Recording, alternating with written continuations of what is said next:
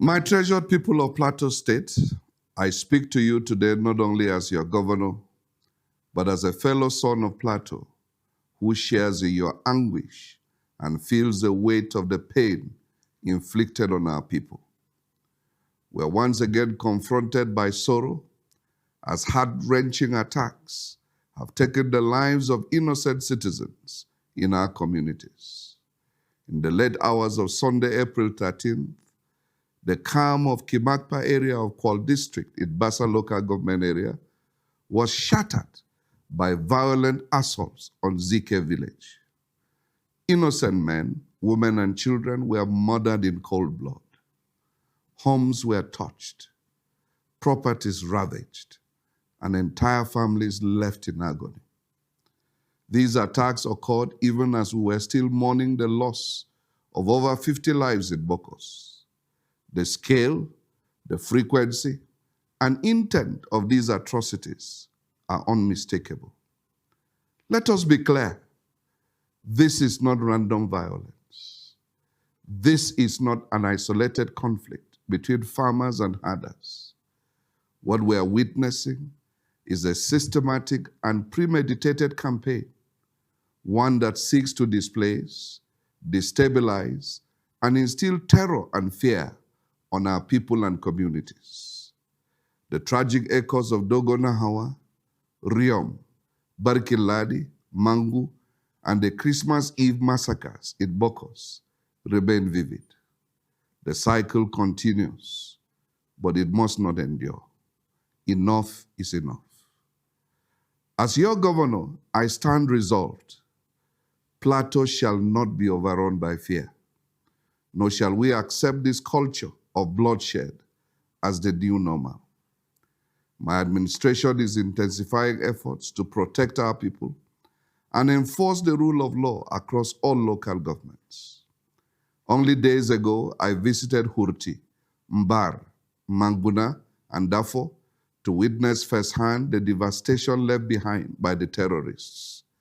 I had earlier stopped at Rui, where mourners were brazenly attacked at the wake. What I saw moved me profoundly.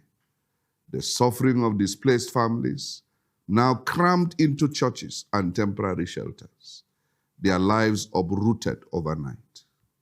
But let me reassure you, my government is alive to its constitutional responsibility of protecting lives and property, and we are rising to the occasion more determined than ever.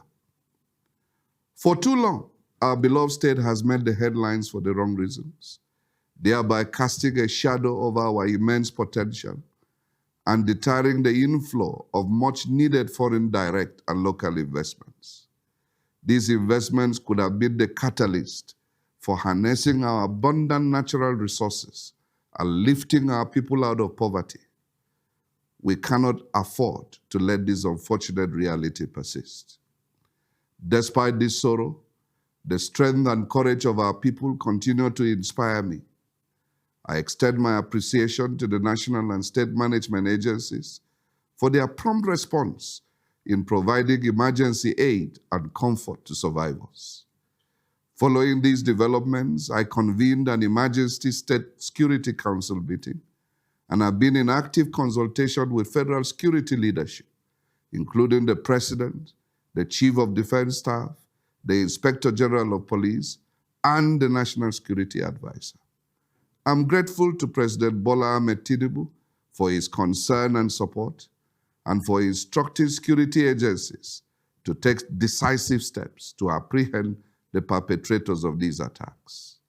Security deployments are being reinforced, and Operation Rainbow is being restructured to support community stabilization efforts. Additionally, all hospitals in the region have been directed to provide free medical treatment to victims, and relief supplies are already being dispatched to affected communities. To restore calm and strengthen vigilance, I hereby announce the following measures effective Wednesday, April 16th. Night grazing of cattle is strictly prohibited. Transportation of cattle by vehicle is banned after 7 p.m. The use of motorcycles is restricted from 7 p.m. to 6 a.m. across the state until further notice.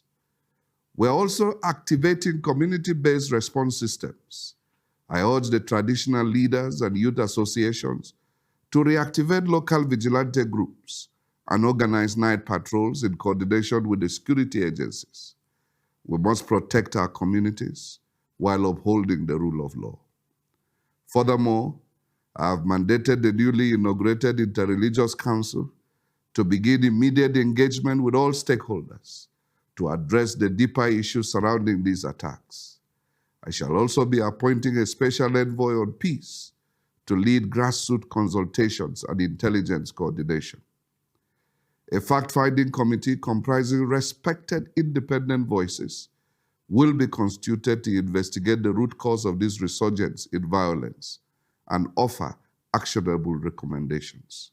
Let it be known, the Plateau spirit is resilient. We are a people of peace, renowned for our hospitality and unity across religious and ethnic lines. Those who seek to tear us apart must not succeed. To the grieving families in Bokos, Bassa and beyond, you may be tempted to think that our security architecture has failed. But let me reassure you that more than before, I am determined to find lasting solutions to keep you safe. I extend my deepest sympathies. Your loss is our collective sorrow. And to all Plateau people, I urge calm, vigilance, and solidarity. Report suspicious movements, cooperate with law enforcement agents, reject retaliation. Justice will be pursued with resolve. Let us rise above fear and bitterness and unite to reclaim our land and dignity. Let us protect what is ours, not through violence, but through courage, wisdom, and love for one another. To our development partners, national and international, we thank you for your continued support. Your solidarity is a source of strength in these trying times. Let me also appreciate all Nigerians home and in diaspora and our friends across the globe for your prayers, support, and encouragement. We are truly grateful. To the killers and their sponsors, know this: your evil shall not go unpunished. You may run, but you will not hide. Plateau will definitely continue its rise. Nothing will stop it. Plateau will prevail. Plateau will not fall. Plateau will stand tall. Plateau will continue to flourish to the glory of God. May God bless and defend our land. Amen, and thank you.